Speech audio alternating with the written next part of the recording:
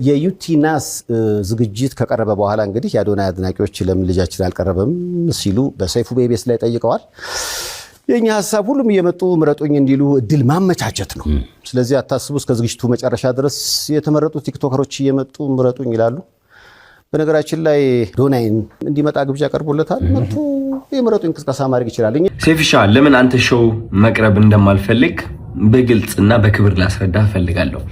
አንደኛ ነገር በአካል ይህ ጥያቄ ለመጠየቅ መጀመሪያ ሰላምታ ስልክ አንደኛ በክብር አላወራኝም፣ ችላ ብላኛል። ኢትስ ኦኬ ሜቢ ቢዚ ሆነ ሊሆን ይችላል፣ ወይም ሌላ ሐሳብ ኖሮ ሊሆን ይችላል። በጥሩ ነገር እንውሰደው። ሁለተኛ ጊዜ ከመኪና ወርጄ መኪና ውስጥ ነበር ካንተም አክብሬ መጥቼ ሴፍሻ እንዴት ነህ ሰላም ነው ወይ ብዬ ጠይቄ ዲቻ ቦይስ የሚባሉ ልጆች አሉ ከኔ ጋር ናቸውና ወደ አንተ ኢንተርቪው ቀርቤ እነሱ ሰው እንዲያውቃቸው ፈልጋለሁ ትንሽ ድጋፍ እንዲያገኙ ብዬ ጠይቄ ነበረ። የሰጠኸኝ መልስ ዝም ብለህ ነበር ያለፍከኝ። ኦኬ ችግር የለውም። ሶስተኛ ጊዜ ማናጀርህ ስልኬን ከሌላ ኢንፍሉዌንሰር ጠየቀ። ከዛ ያ ኢንፍሉዌንሰር ደግሞ እኔ ጋር ደወለልኝና ማናጀር እየፈለገ ነው የሴፉ አለኝ። ኦኬ ለምን እጠብቃለሁ እስከሚደውል ራሴ ወዲያውኑ ደውላለሁ።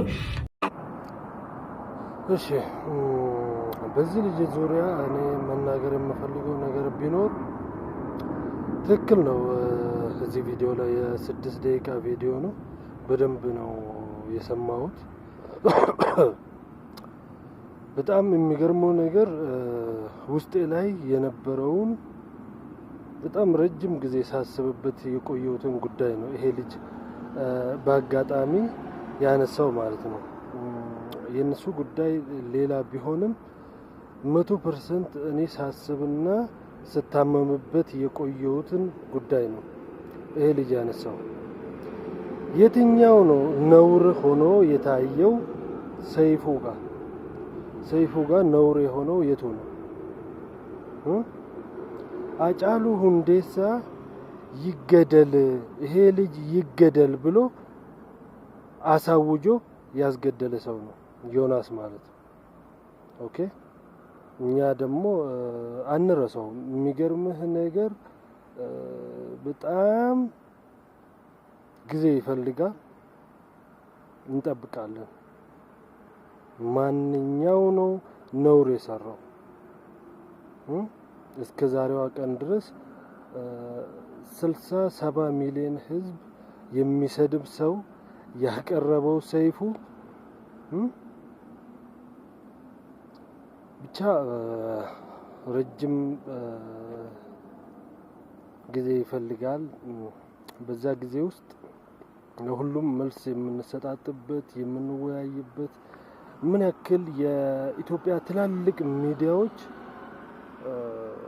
ጥያቄ እንዳለባቸው አያውቁም። ምክንያቱም አሁን ገንዘብ አለ፣ ብዙ ነገሮች ተሟልተዋል።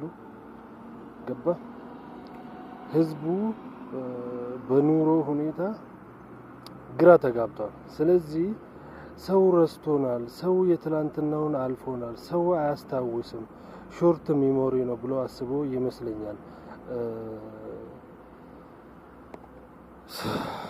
ዮናስን አቅርቦ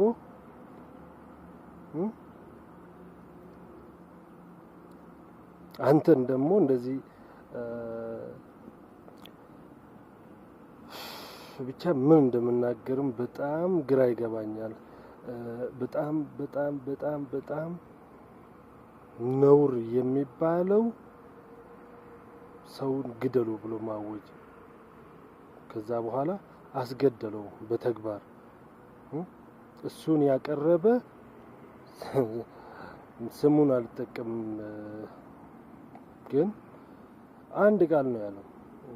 እኔ በበኩሌ እንኳን አለ አዶናይ የሚባለው ልጅ ቅርብ ጊዜ ነው ኢትዮጵያ ከገባ። ቢያንስ የሆነ ነገር የሚዲያ መነቃቃትን አሳይተዋል። በአጭር ጊዜ ውስጥ ብዙ ተከታይን አፍርተዋል። ምን እያደረገ እንደሆነ እያየነው። ብሔር ሲሰድብ አላየንም፣ ሃይማኖት ሲሰድብ አላየንም። ኦኬ ተጨባጭ ነገር ነው ያለው። 6 ደቂቃ ቪዲዮ ውስጥ ተገቢውን ነገር ነው ያለው። ልክ ነህ። አንተ ቀጥለበት።